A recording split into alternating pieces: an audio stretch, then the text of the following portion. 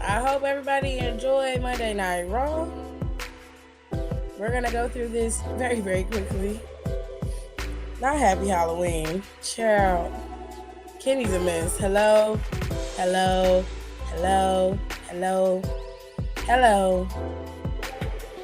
We're gonna change up how we do top commenter of the day next week. This week, we're going to do it regularly. I'll just give everybody a shout out this week. Okay? And we will move into the show. What we saw, what we liked, what we didn't like, what was good, what was bad. We're going to talk about it all. Okay? First things first, let's talk about the show opener, which happened to be Becky Lynch versus Nia Jax. Now, they had a decent match. Nia actually sold all of Becky's stuff. Becky obviously sold all of Nia's stuff. It was decent, and Nia ended up winning. A lot of people were surprised that she won. I don't see how you could be surprised.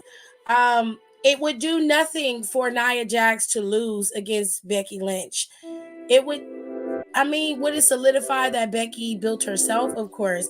But everybody seems to think that because Nia somehow won, that this somehow proves that Nia Jax is the one who built up Becky Lynch. The reality of the situation is Becky didn't need to beat Nia. Nia needed to beat Becky. You're going to ask yourself, well, why is that? Because Nia is the one who has to prove that she's good at what she does. Becky doesn't have to prove anything. Becky has been multi-time champion while Nia was there and while she left. This is not something nuanced. This isn't something that we all are learning together collectively.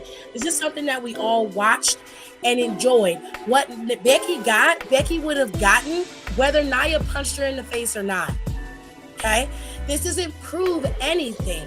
What it does for Nia Jax, though, is solidify that she is a true threat to whoever is holding the title because she beat a former champion and probably one of the greatest women champions of all time across all three brands. So let's just make that very, very clear, okay? The point is Nia has to be solidified as a plausible threat for Rhea Ripley whenever they decide to put Nia on Rhea Ripley. Okay, and what better way to do that than to have her go past Becky Lynch? Go where you gonna go, please. So that's why that happened the way that it did. That doesn't mean that I saw on the internet a lot of people were like, "Well, boom, Nia Jax built Becky." If that's the case, then Nia should have been champion a long fucking time ago. She's only been champion once. There's a reason why. And I've been saying it for a while, but y'all don't listen. So I'm going to go about my business. And I'm just going to tell y'all that it was a decent match between the two girls. Becky got punched in the face. Then Nia sat on her. And that's the end. Yeah. That's it. That's what happened. They had a decent match, but Nia played like a possum and punched the girl in the face. And then she sat on her. That was it. Okay? I'm just telling you what I know. All right? Okay? Now we're going to move on. Because in between there, we had a couple of filler matches. Okay? Because they did not download everything that I needed for this damn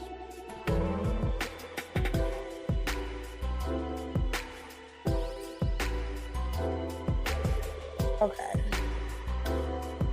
So there were two title defenses tonight, and there was a qualifying match, and then you had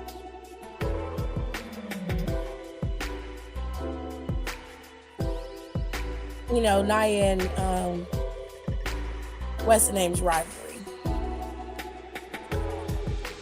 Michigan won. Right. How come they get to cheat and be champions? That's not fair. They be doing some dirty shit in the NCAA.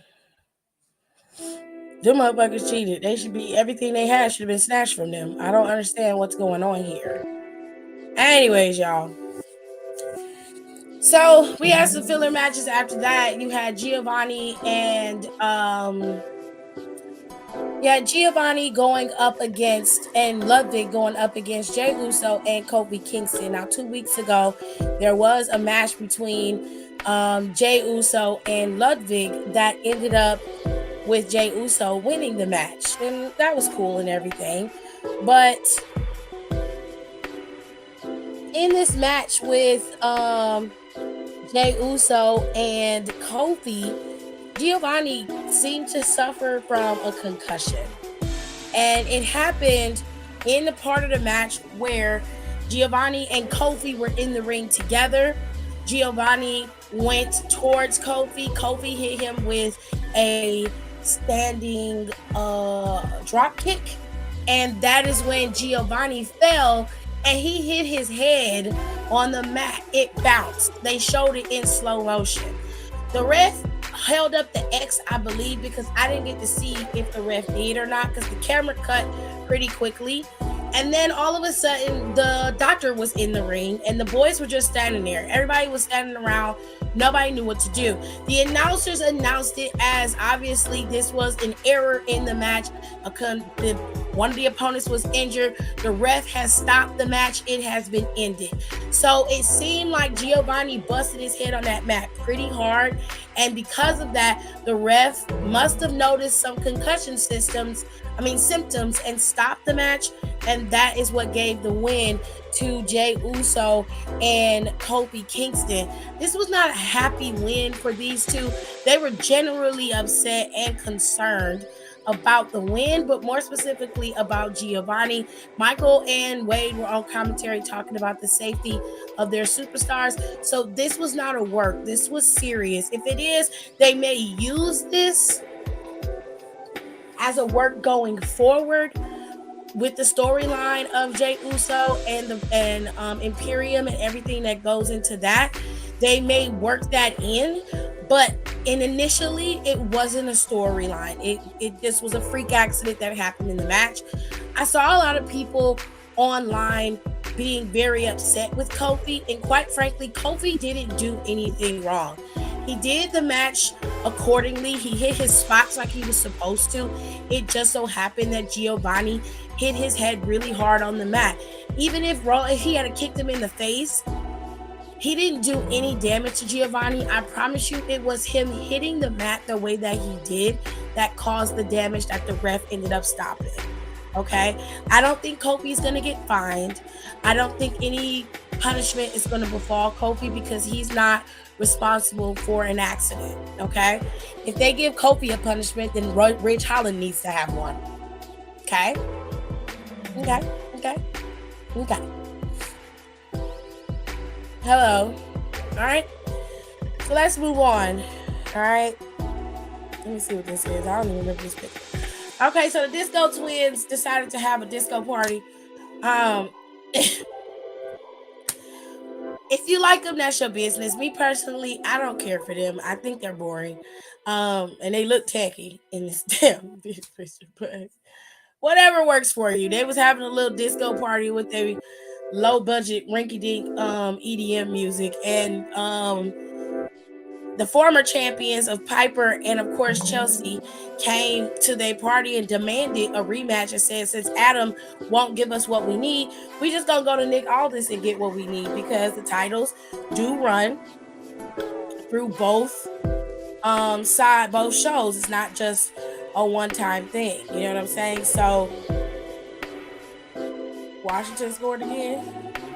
It's not just a one-time thing for the titles to be challenged over on Raw exclusively. Those titles can be challenged on any show as we know it. As far as I know, they can be challenged all across the brands. So the girls told them straight up, like, hey, You ain't finna come in here killing our vibe. We celebrating because we beat y'all fair and square to be champions, number one. And number two, we don't back down from a challenge. We would have never told you you couldn't have one. All you had to do was come ask.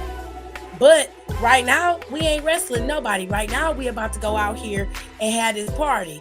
But you know what? You go ahead and run to Nick Aldis and ask him for that championship match, and we'll be waiting. And then they threw drinks in their face, and they they went on ahead and started partying, which I was like, okay, bitch, okay, do you, okay? Now after that, okay, there was some interesting developments after that, okay? Now I just gotta show y'all a few pictures in case some of y'all missed Monday Night Raw. I'm gonna go back over one or two of the things that I talked about. I did talk about Nia earlier, so if you came in a little late, you missed that. All right, but she did beat Becky.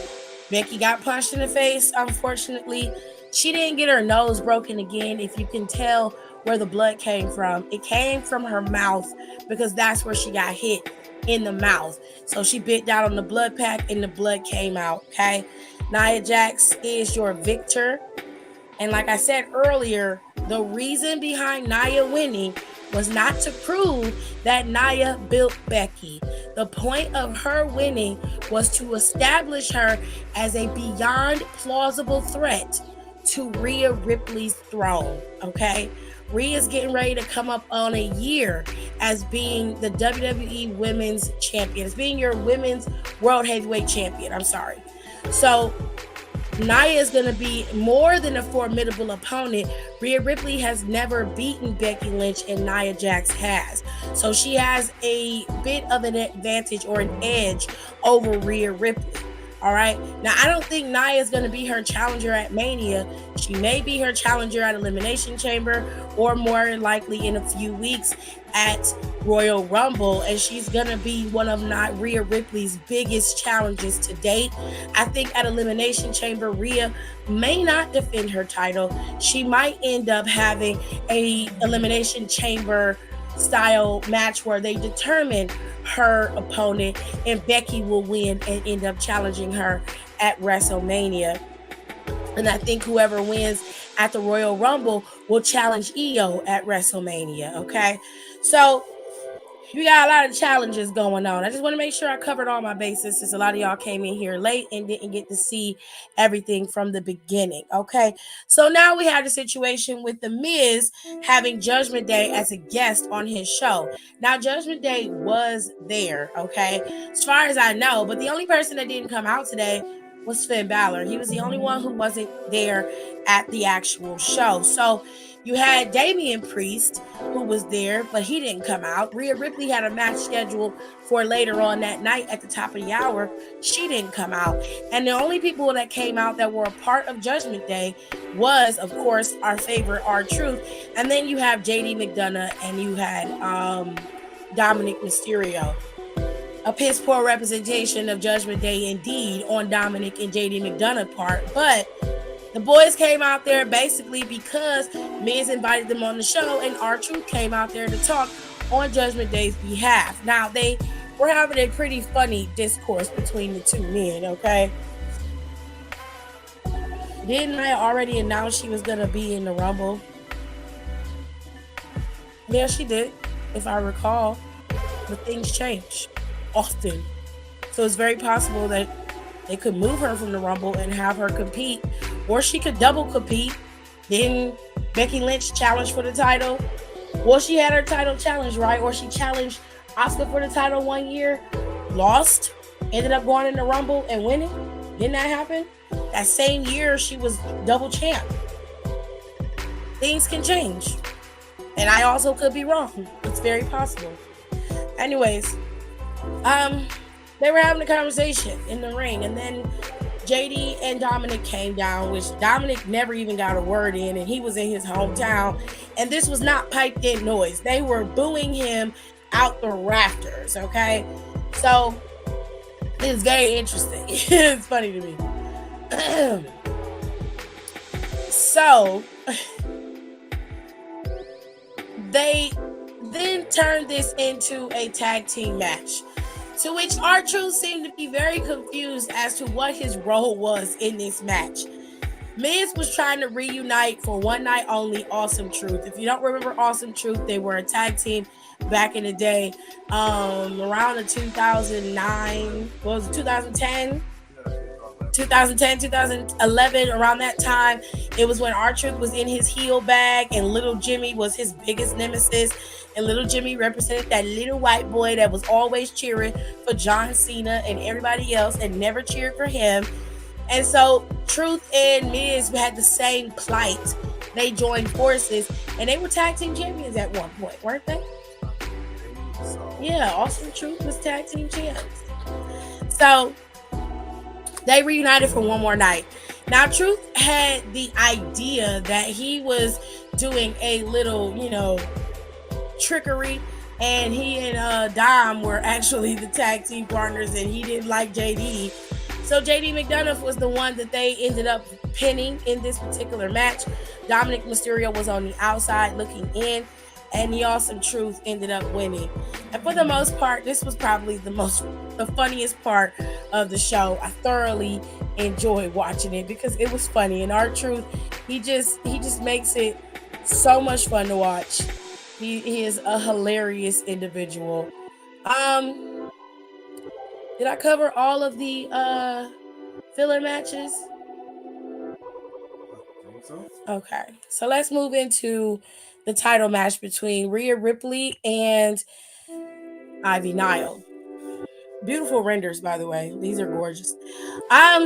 This match was solid. Ivy really stepped up and was able to compete successfully against Rhea Ripley.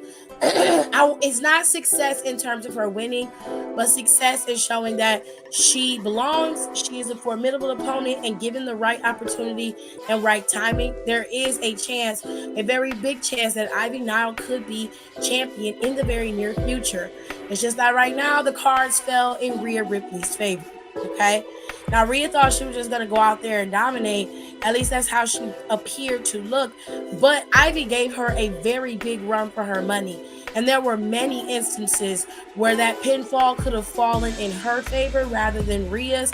But ultimately, Rhea Ripley hit her with the riptide, and it was over.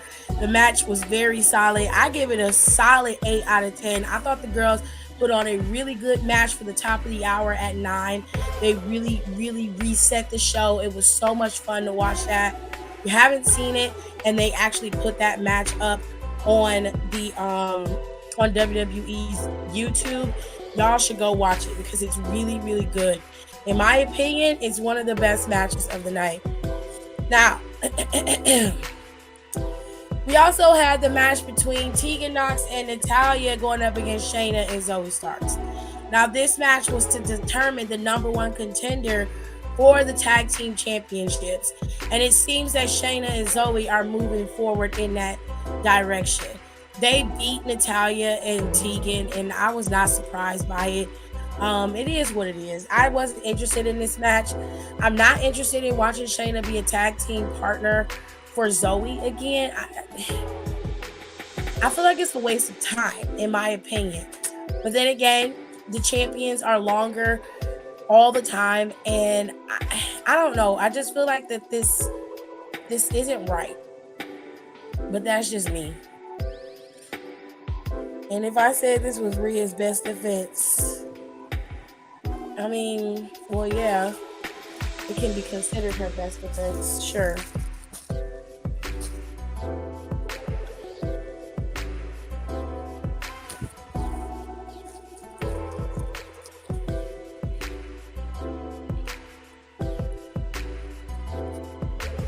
So the other part that I considered to be filler was Jinder Mahal.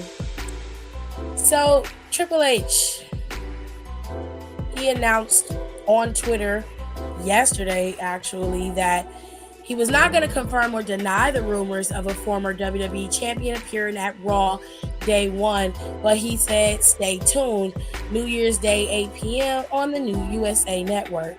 Now, of course, The Rock was also a few short steps away from where they were in San Diego, and everybody assumed that it was going to be The Rock. So, and it was, but Jinder Mahal was the swerve.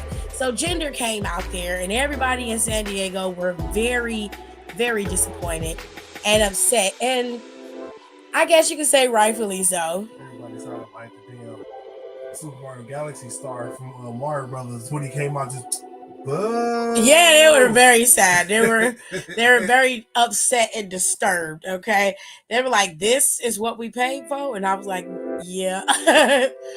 Jinder came out there and did what every heel should do, which is run down the United States of America. And if we're being fair, he didn't say anything that was wrong.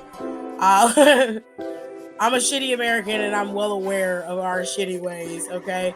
But then again, no government is perfect in this world. We all have our flaws, and unfortunately, the United States flaws are always shown on a grand scale. It is what it is, but Jinder didn't say anything wrong, in my opinion. Some of y'all might disagree. I don't. He wasn't wrong in his assessment of some of us, or in the country as a whole. He was pretty fair. And as he continued to talk shit and, talk in Punjabi and do all these things, The Rock came out. The Rock had a really long, incohesive back and forth with Jinder Mahal. I didn't really care for that or the whole crowd chant thing. The interesting thing about this with The Rock, which it took up a lot of time, and that was done on purpose because they didn't have any other matches scheduled for the night. And I think that match with Ludwig Giovanni and what's his face, Jey Uso, and Kofi were supposed to go longer than it was, but after Giovanni suffered that injury, they had to cut that match short. So with all that being said, the best thing to take away from this particular moment was what The Rock said at the end after he beat up Jinder and Jinder was thrown out of the ring. He made a point about him being a little peckish and how he was going to go get somewhere and get something to eat. And he said, I want to know where I should sit. Should I sit at a table? Should I sit he said, should I sit at a booth? Should I sit at the bar? Or should I sit at the head of the table? Now, everybody knew what that meant. WrestleMania 40 is coming.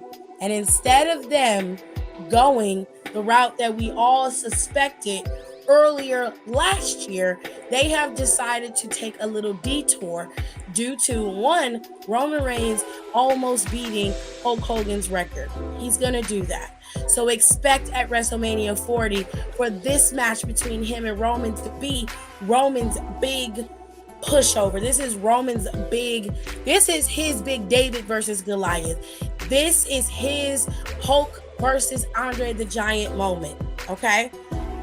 Roman Reigns going up against his cousin, The Rock, is going to be insane. The ticket sales for WrestleMania 40 are going to go out of the window, okay? It's high-key genius. It's really smart. And she said, I was like, I know I ain't hear what I think I heard. Oh, yes. Oh, yes. After, and Rock isn't as bulky as he has been, he low-key got in ring shape without folks knowing. He did. He slimmed down waist-wise. He kept up his upper routine, obviously. He's bulked up his legs so he can continue with the movements. He was getting in ring shape sometime last year. After he appeared on SmackDown, I believe that's when they solidified when he's going to come back. And he started getting in ring shape then. I'm fine at it. In fact, I am 100% okay with this, even though I already know how this is going to play out. I'm fine with the way the storyline is going to. I'm more interested in the storyline and how this is going to work out for them. And a lot of people think that Cody's going to end up wrestling Brock at WrestleMania. I don't think that's going to happen either. In fact, I think that Brock's going to come back specifically for Gunther. And having Gunther go over on Brock could also be a little passing of the torch for him. So some of the matches that are set for WrestleMania 40 that WWE has, they're coming to fruition right before our eyes. We already know where this is headed. Rock's gonna show up on SmackDown. It may not be Friday, but when he does, he's gonna show up on as when we least expect it. And he's gonna show up and make that formal challenge to Roman. But I don't think he's gonna do it before Royal Rumble. I honestly think that that's gonna happen probably after Rumble, sometime in Perth, maybe around the time they go to Australia. But they're setting this shit up. It's coming. Because I was looking at him and I was like, he looks more. Oh, hell no. So, now he could. I'm hoping that they do this the right way and they don't have him enter into the Royal Rumble, win the Rumble, and then challenge Roman Reigns that way. Because to me, you would waste a golden opportunity with somebody else winning the Rumble. Even though it's more predictable to have CM Punk win the Rumble, it just seems like something that they would do, and that is, it's been a trope of WWE's for quite some time. So I'm gonna hope that that's not where they're gonna go, and that they are going to just allow The Rock to go and challenge Roman straight up for WrestleMania when CM Punk wins the Royal Rumble this year and challenges Seth freaking Rollins at Mania. That way, those two matches are set. We don't have to worry about who's going to go up against who. They can still have challenges for Elimination Chamber like they have always done, and they can continue to move forward. But WrestleMania 40 is starting to shape up, and the road to WrestleMania has begun, ladies and gentlemen, because The Rock has made it very clear what his intentions are over on SmackDown, and hopefully we'll see that all play out very, very soon. The announcement for CM Punk to show up on next week's Raw has started. They've already put that in. And of course, CM Punk is going to be on Raw next week. He hasn't been on a live show in about 3 weeks. So CM Punk coming out is going to be interesting. I don't know if they're going to have a match set up for him, but he is scheduled to be on the next 3 Raws leading up to Royal Rumble, for the Royal Rumble and for Raw. So it's going to be an interesting time, okay? There's also a preview special that is coming on Thursday at 8 o'clock on the Peacock Network, and everybody should watch it because there's a very special announcement that Triple H is going to make on that show. So I'm going to watch it and see what he says, and then I'll report back to you guys in the video to let you guys know what is going on over here in the WWE. All right. Now, the last thing that we saw on Monday Night Raw was, I already mentioned for the tag team match, but we had this match between Drew and Seth, and for the most part, again, this was a very solid match between the two of them. I didn't expect anything from Drew and Seth other than a really good matchup between these two men. They performed exceptionally. The only thing that was a bit of a shocker for me was Damian Priest coming out there during the match. He tried to interfere. He hit Seth with the briefcase. He then tried to cash in, to which Drew ended up taking out both Dom and Damian Priest. And then Drew got in the ring, hit Seth with the Claymore, and rolled Seth over so far that he was able to get his foot on the ropes. He put his foot there. So now Drew is distraught, okay, because obviously he thought he had this one in the bag. He gets Seth up again. Seth is able to counter his move, and he's able to pick up the win. After they go outside because he's frustrated, he gets in the ring. They get on the table, and Seth, he pedigrees him on the table. Gets him back in the ring, hits him with a curb stomp, and the match is over. And Seth freaking Rollins retains his championship while Damian Priest is out with egg on his face. And of course, Drew McIntyre is distraught by getting cheated once again, as he put it. And to be fair, the interference from Damian and Dom was a cheat for him. But quite frankly, he had all the momentum to capitalize on that. And he ended up costing himself the title by putting Seth's foot on that damn rope. All he had to do was just roll him up and be done with it. But He rolled him up just a little bit too far, and the man was able to get his foot on the rope. The show ends with Seth Rollins standing tall, Drew McIntyre looking like he don't know where he's going to go or what he's going to do. And of course, Dame and Dom are just standing there in the corner looking like the biggest of losers. And it is what it is, babes. Okay, so the show is over, and the world is, of course, in shambles at The Rock's announcement, and that is where everybody is at this moment. Everybody is talking about The Rock going up against Roman Reigns at WrestleMania 40. I already know how it's going to play out, and it is what it is, but I'm fine with the match because, like I said, I'm more interested in the story that Roman and The Rock are going to create, because that's going to be where the fun is going to be at. To worry about who wins and who doesn't, you're going to worry yourself into a tizzy, because Roman is going to beat Dwayne The Rock Johnson at WrestleMania 40. I'm going to give it to you straight right now. Roman Reigns is not dropping that championship until after SummerSlam is when he will drop that championship. He's got about a week after SummerSlam until he hits like a full 4 years of him being champion. After that, he's got Bash at Berlin, and then he might drop it there, but he's not dropping that title before then. I promise you that. I promise you. If he does drop it to The Rock, I'll be fucking shocked. Shocked. Do you hear me? I will be livid. Like, what? Are you kidding me? If they do it that way, I would literally lose my shit. Literally lose my shit. So we'll have to wait and see how it's going to play out. Friday, we got a few things coming for the New Year's Revolution version of SmackDown. This week is all about the new year, okay? So you've got Santos Escobar going up against Kevin Owens for the finals of the United States Championship Tournament. There's a few more things to worry about on SmackDown with the triple threat match for the to challenge Roman Reigns at Royal Rumble. There is a triple threat match set for those 3 guys.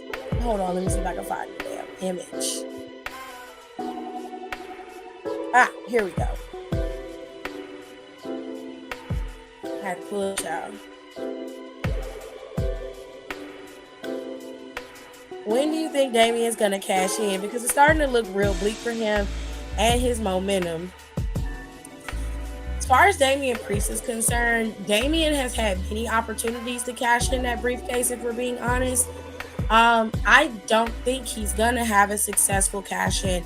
If he does, he would have to do it at Backlash in France, which Backlash is going to be in France this year. They're going to be overseas. That's the only way I see him actually having a successful cash in, because right after that, Money in the Bank comes up right after that, about a month after that. And unless he does it sometime soon, I don't think he's going to have a successful cash in. I think Damian Priest is going to actually cash that briefcase in, and then he's going to lose. And that's going to be the end of Senior Money in the Bank, okay? You might as well throw that case in the trash. I was glad that he won it, but to me, he didn't do anything for him to be in Judgment Day while having that briefcase. And now he's been a tag team champion. He's also second to Rhea Ripley in that group. And that's nothing to be sad about, to be honest. Rhea just is a better leader for the group. Having Damian lead the group doesn't do anything for them. And for them to say they don't have a leader is quite weird, because they do. Without Rhea, they are going to go nowhere, do nothing. The way she politics, the way she moves and maintains herself and maintains Judgment Day. Like, without her, they would be dead in the water, lost in the sauce. She's their strategist. She's the one who makes shit happen. She's the one who moves the needle forward for them. Damian Priest is the muscle. He's not a thinker. He doesn't think his way through. He goes head first, and whatever happens, happens. So because of that, a lot of things for Damian isn't going to work out as a character, and one of them is this damn briefcase.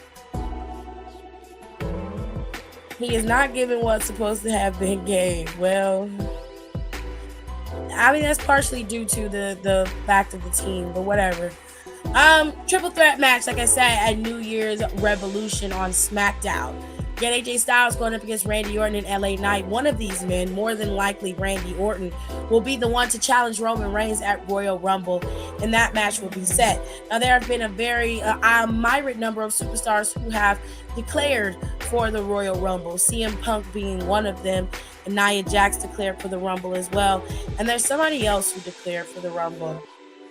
There's a couple other people, but in my opinion, I think the smarter thing to do would be to put Nia in a match against Rhea Ripley, especially after this win with Becky Lynch, rather than have her compete in the Royal Rumble. I would pull her from the Rumble and have her go up against Rhea Ripley. For me personally, storyline wise, he should have cashed in when Finn and Seth had their feud. Well, they wouldn't be tag team champions now, would they? If he did, Seth wouldn't be champion anymore, and he wouldn't be a tag team champion or current tag team champion. So it is what it is. Fox also announced, or WWE on Fox announced the voting results of the fans voting for Superstar of the Year, Best Match of the Year, and everything in between. So let's run through it before I get out of here. Match of the Year goes to the IC Triple Threat at WrestleMania 39. I had to think back at that match to make sure that that was the match that I feel like should have won. I like that match, but if I'm going to say Match of the Year, I have to give it to Kevin and Sami because they were able to go to Mania, headline Mania, and really go and show out at WrestleMania this year. You could also give, you could also give that match to Bianca. Bianca's match at Mania was great up against Asuka. She had an amazing match up there. Rhea Ripley's match with Charlotte Flair was my favorite match of this year. They fought their asses off. That match was so fire. And while I loved this match with Gunther, Sheamus, and Drew, I don't know, I like that match with Rhea and Charlotte much better. So I probably would have given it to them. But good for them on, winning that. Nah, this match was real graps. I like the match with Rhea and Charlotte better. I preferred that match for the story of it, the physicality of it, the passing of the torch of it. I just preferred that match to this one. So while this is a good match, I like that match better than this one. So I would have gave it to Rhea and Charlotte personally. But they gave it to Gunther and Sheamus and Drew. So congrats and shout out to them. The rivalry of the year goes to the Bloodline Civil War. Yeah, I have to agree. This was a good storyline. When you go back and actually watch how it went from them collectively working together to physically imploding after Sami left, that was probably one of the best storylines that WWE has had in quite some time. I have to agree that the Bloodline Civil War was amazing. It was an amazing storyline for them, and it dominated the shows. It worked. It just was so good. It was a well done, well produced storyline. So yeah, I agree with that pick. Crowd chant of the year was LA Knight's Yeah. I have to agree. That is a very accurate crowd chant. LA Knight is on this list twice, just so y'all know. But shout out to LA Knight for being the guy, all right? Because here he is again and being nominated and winning the Breakout Star of the Year. Rightful place for him as well. LA Knight being regaled as, Max Dupree for a little while, being able to move out of that proves how resilient that man is and what he's truly capable of. You gotta love LA Knight, man. LA Knight gives you all the feels, honey. He is the guy. All right. So shout out to LA Knight for being the Breakout Star of the Year. Return of the year, of course, it was going to go to CM Punk. Okay. Everybody knew this. We're not surprised. We love CM Punk for coming back, I guess. For now, he's safe, quiet, calm, and collected. The man hasn't imploded or, self-destructed yet. So for now, we're going to give him his props and give him a little love and say, hey, good luck to you. He's smiling a lot, which we love that because usually he's pretty fucking mad, sad, or just a sad old man. But now he seems to be a pretty happy old man. So I think them extra zeros in that bank account really, really helped. So, I mean, and of course, being super petty to Tony Khan probably helped a lot too. But either way, he says that he's happy and he's ready to go. And he seemed to look great out there in the ring up against Dom this weekend. He's been wrestling pretty much on all of the live house shows that they've done. And he went to Madison Square Garden and they said he did pretty good. They said he was really, really polished. So, yeah. Good luck and shout out to you, CM Punk, for getting the return of the year. Moving on, faction of the year goes to the fucking Judgment Day. Sure, I guess. I mean, to be fair, Bloodline had imploded and shut down almost completely. So I understand why Judgment Day got it. And then Rhea popped up with Judgment Day and they began to become this entity of annoyance. And everybody, I guess I'm not a fan of Judgment Day in any way, shape, or form. So for me, I could care less about them. But congrats, I guess. Tag Team of the Year went to Sammy and Kevin. Rightfully so, in my opinion. They haven't been tag teams all year, but quite frankly, they defended those titles often. They were seen on TV everywhere. Those guys put in work as tag teams, as a tag team champion, and we love that and we respect that. Okay? Male Superstar of the Year, it's no question that it was going to go to Cody. I'm not surprised. That moniker could have very well went to Roman. I probably would have given it to Jey Uso, though. Me personally, I would have given it to Jey Uso. I feel like Jey Uso had just this historic rise. And if you're being fair, Jey could have easily been a breakout star 2023 as well. And that's a very close moniker behind LA Knight. But I feel like that was well deserved on LA Knight. However, if I were WWE if I was voting, I would have chosen Jey Uso for Male Superstar of the Year. To me, he just had a better ride. He had it was more fun to watch him than watching Cody. Cody's feuds were few and far between, and often Cody was tangled with Judgment Day just about as much as Jey Uso was. But that pop that Jey Uso gets when he comes out there, the way those fans resonate with him, that man is hot. That man is over beyond belief. So, I don't know, man. I would have given it to Jey Uso. And of course, your female superstar of the year is your reigning eradicator, Rhea Ripley. Rightfully so. Rhea has done exceptionally well. She's been over with the Judgment Day. While her championship reign hasn't been the greatest, she is extremely over.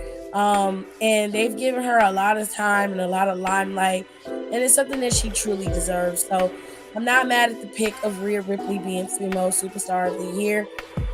But there you have it.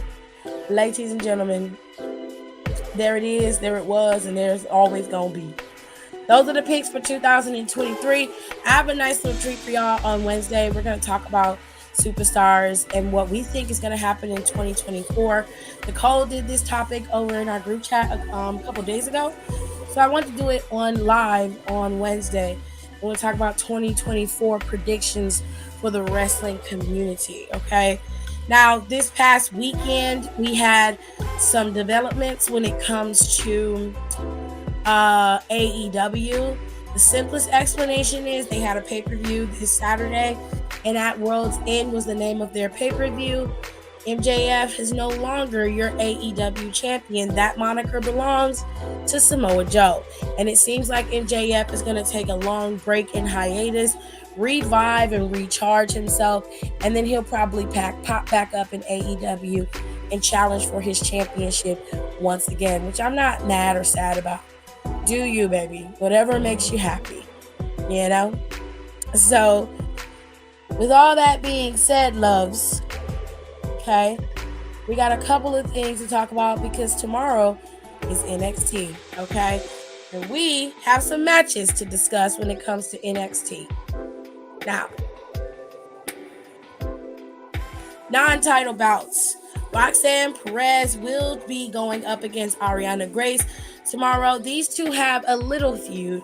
Roxanne is very much in her feelings that fuck ass Kiana and her cat lady face homegirl Izzy cheated her out of a win in that steel cage match that they had at the last pay-per-view, which was Deadline. All right.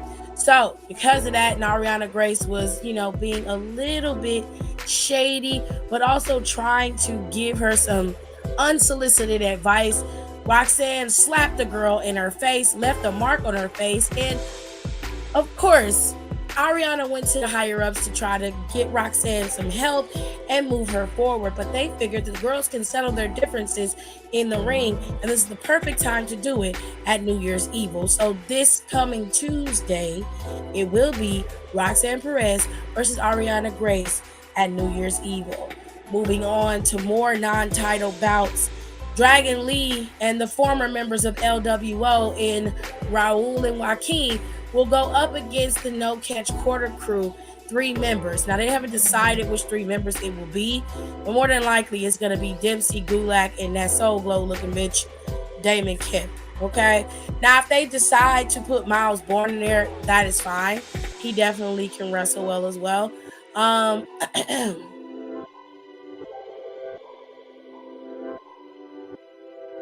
Sorry about that. Anyways, these 6 men will compete. Now, the reason why this is happening is because Dragon Lee went up against Charlie Dempsey last week.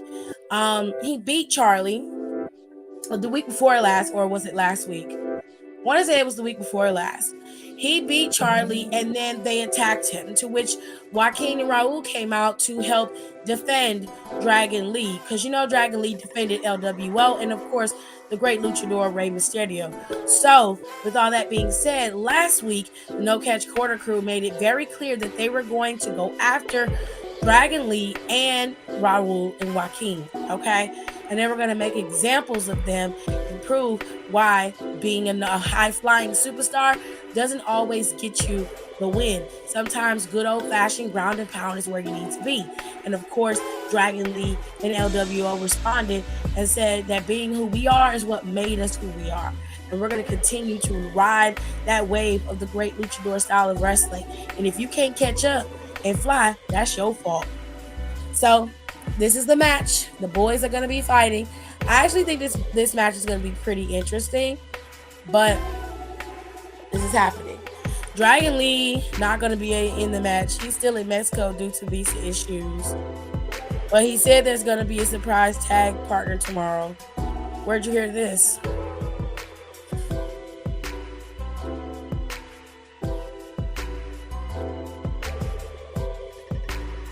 I didn't see anything on Twitter. I didn't see anything on Instagram.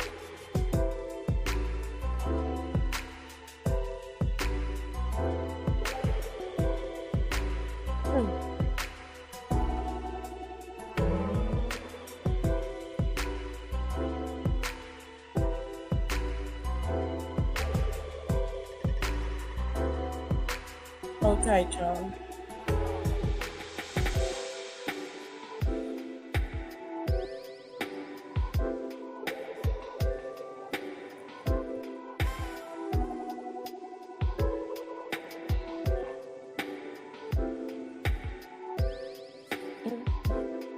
Don't stop me now. I see it on Twitter. All right.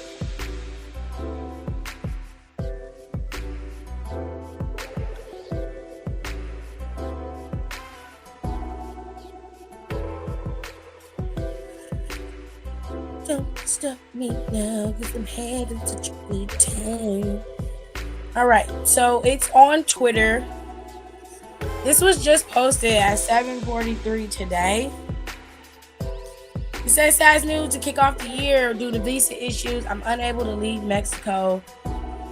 He said, I will miss NXT New Year's Evil, but the LWO has a big surprise for the NQCC. And I think they should go by NQC. That's what I think they should go by, because No Catch Quarter Crew is weird. And the NXT Universe tomorrow night. Now, I don't know who this surprise is going to be. I can't really tell you, because I don't think Ray is cleared to go yet, because he did have surgery a couple months ago. He was walking when they did Deadline, but I don't know. It could be Rey Mysterio. He could be cleared and ready to go, but I don't think that he is. All right, so we're moving on. Okay. So Fallon is going to be going up against Tiffany Stratton. Now, Tiffany and Fallon have a little stipulation in this match. They also have quite the history. Tiffany and Fallon competed in the women's breakout tournament against each other. Tiffany beat Fallon in that tournament. They also competed to compete in the Deadline tournament, to which Tiffany beat Fallon for that. Fallon and Tiffany also had a match afterwards recently, which was prior to this last week, and Tiffany Stratton lost. And because she lost, she went on a whole tirade of beating up Fallon, rubbed dirty mop water on her back, and threw a big old trash can of trash all over her back. Tiffany Stratton treated Fallon like she was nothing, like she didn't mean anything to her. She had a little message for Fallon this past week, and she basically said, I treated Fallon the way she deserved to be treated, and quite frankly, Fallon needs to understand that she will never beat me, she will never be as good as me, and she can't beat me. The one thing that she said that I don't like is that she can't beat you, because she did. She's beaten you before, just like you've beaten her before. You are not unbeatable, ma'am. And quite frankly, that little promo you cut was very reminiscent of your predecessor, Mandy Rose. And it always is assumed in the under assumption that everybody's trying to be you. No one wants to be you, Tiff. Like you be you, live your life, and let Fallon do her. Fallon's that good old country girl that she likes to be. And we love Fallon for that. She doesn't need to be you. She's fine being who she is. Fallon and Tiffany have a stipulation. The stipulation is if Tiffany wins, Fallon has to be her servant for a day. But if Fallon wins, Tiffany has to be her ranch hand for the day. I'm hoping Fallon wins. To me, Fallon deserves the win. Tiffany doesn't need it. And she's already humiliated. Fallon once before. It's high time that Tiffany gets what she deserves. Finally, this is the last non-title bout, but this is something of significance. The men's breakout tournament has its finals, and it's going to be Riley Osborne versus the incomparable Oba Femi. Okay? Now, I think that Riley Osborne is going to win this match. He has to, for the sake of Chase U, okay? Quite frankly, though, I would prefer if it was Oba challenging for the men's championship at some point works better in that favor, or possibly challenging for the North American championship works out better in that favor than Riley Osborne, in my opinion. But that's just me, you know. That's just what I'm saying. Anyways, let's move into the last two matches, the title bouts. Lyra Valkyria will take on Blair Davenport. She is challenging Lyra. She won the Deadline Iron Survivor Challenge match, and Blair is going to challenge Lyra for her title. These two have a story past as well. They never crossed paths in NXT UK due to Lyra being sidelined with an injury. Blair went on to continue to wrestle in NXT UK until they shut its doors. She never became the champion in NXT UK, and that's obviously a hard pill to swallow for her.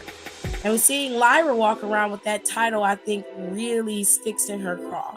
So Lyra Valkyria has become champion after coming over to the States, rising in the ranks, and moving up through the best way she knows how. whereas Blair Davenport has used sneaky and underhanded tactics to be seen and to put herself in position to be champion.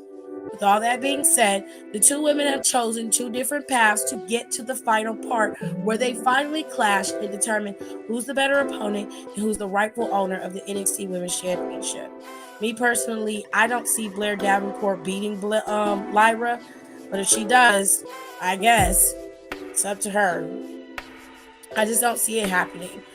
I see Cora and Lyra going at it and Cora possibly beating her for that championship. But I don't see Blair going past New Year's Evil as champion. Not at all. Moving into the final bout, Trick Williams is challenging Ilya Dragunov for the men's NXT championship. Again, Trick Williams is your Iron Survivor Challenge winner, and Ilya Dragunov has been through quite the fight as of lately. Getting a challenge from Ridge Holland, he accepted and ended up suffering a quote-unquote injury. This gave Trick Williams some pause for their match at New Year's Evil, but Dragunov made it very clear that by the time New Year's Evil came around, he was going to be ready and he was going to go. Trick wanted to make sure that Dragunov was 100%, so there was no excuses and there was no complaining, and that he beat him fair and square. He wanted to be the only man that would take down Ilya Dragunov because nobody else has been able to take that man off his game. And so Ilya Dragunov said he would sign the contract irregardless of this neck injury and that he was going to see him at New Year's Evil. Trick Williams made it very clear that he gave him an out. I gave you the opportunity to take this and not do this now. We could wait, but you want to go. So I'm not going to hold nothing back. So the guys are going to fight at New Year's Evil tomorrow. And who's going to win is totally up to them.